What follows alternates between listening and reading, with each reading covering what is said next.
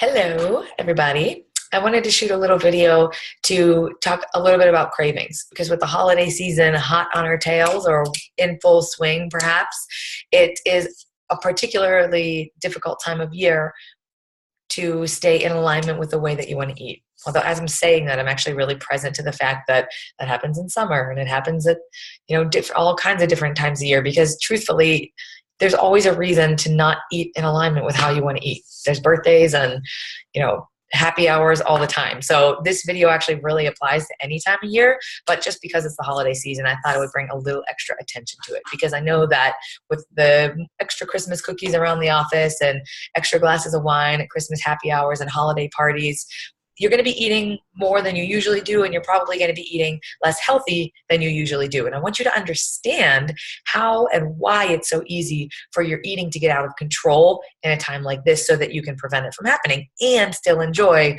the wine and the Christmas cookies. So cravings are your body's way of communicating need or excess to you. Because your gut can't call up your brain and say, yo, Vanessa, it's getting a little protein deficient down here. Would you mind eating some quinoa? Would you mind snacking on some nuts so that I don't crave as much sugar? Yeah. One of the things that I realized was that when I crave sugar and carbohydrates, it was actually a lack of protein that I was missing in my diet. Now, that's my body, and it could be the same for yours, but in your case, you might be craving more fat. One of the other ways your body communicates to you is that your body has a natural appetite meal mechanism, which means that your body's looking for balance. It's craving balance, a balance of protein, carbohydrates, fat, and micronutrients like vitamins and minerals. And when that balance is off, your body just naturally starts to crave. You might have that feeling like, I'm just not satisfied. I want something else. So you're snacking and you're snacking and you're snacking until you feel satisfied. That's your body's appetite mechanism trying to just get you to search and snack until it gets what it needs. Because again, it can't call you up and communicate that it's specifically short on B vitamins. So it's just going to send you cravings for things like sugar and salt, the foods that actually hold those things, but your brain misconstrues them for, oh, I need sugar, right? So cravings can get a little confusing if you're not totally sure what your body's looking for. So I want to share the basic of that just so you can understand that when you start to crave things, it might be because you're lacking something. And on the flip side, it might be because you're having too much of something.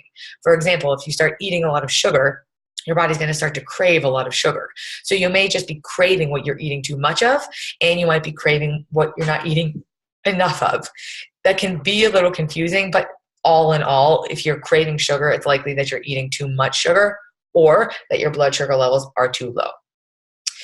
Other things that you might crave, just to give you a little bit of a sense, if you are craving salty foods, you might be mineral deficient. So eating things like actual mineral-rich salts like Himalayan sea salts and other kinds of sea salts can help you with that.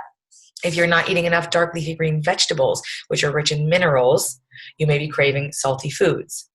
If your blood sugar levels are dropping and spiking because you eat sporadically or you drink a lot of coffee or you let yourself get hangry, you're going to crave more sugar because your body's trying to stabilize your blood sugar levels. And to your brain, it's like, yeah, I'll eat a Snickers. Of course, that's what Betty White says in the commercial.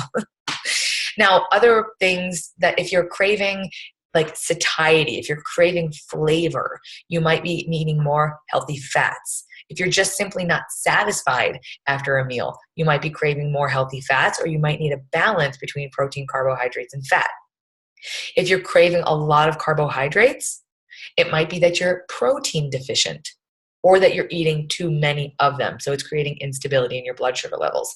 If you're someone who works out intensely, you do CrossFit, Orange Theory, just like really intense workout in general, and you're not eating starches and protein after the workout, you might be craving carbohydrates later in the day. So it's about understanding what your body needs. So one tool to help you start to figure this out is to keep what I call a food mood journal, just for like a week. And what you do with the food mood journal is you, sorry, there's a squirrel running outside my window and it's really distracting me.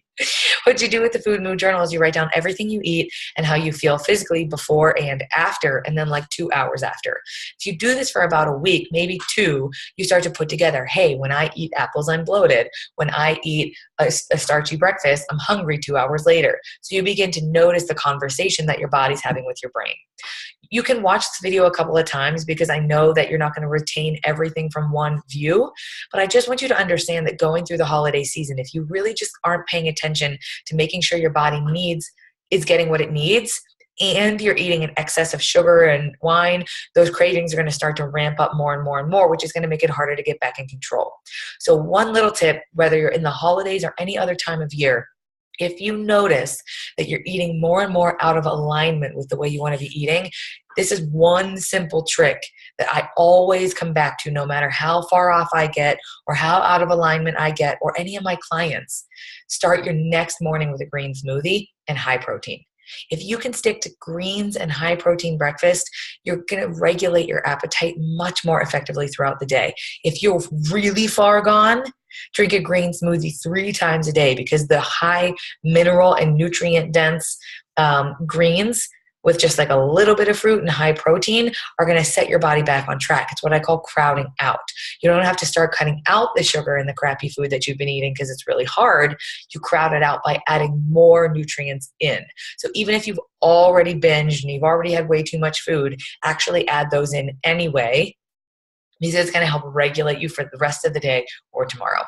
I'd love to support you more on this. I don't want to talk your ear off in a video. I think what I've given you, if you watch it a couple of times, will start to sink in. And if you would like additional support or you want a copy of the food mood journal that I use with my clients, please just reach out, Vanessa at sweatandbutter.com, or comment below and I will send it to you.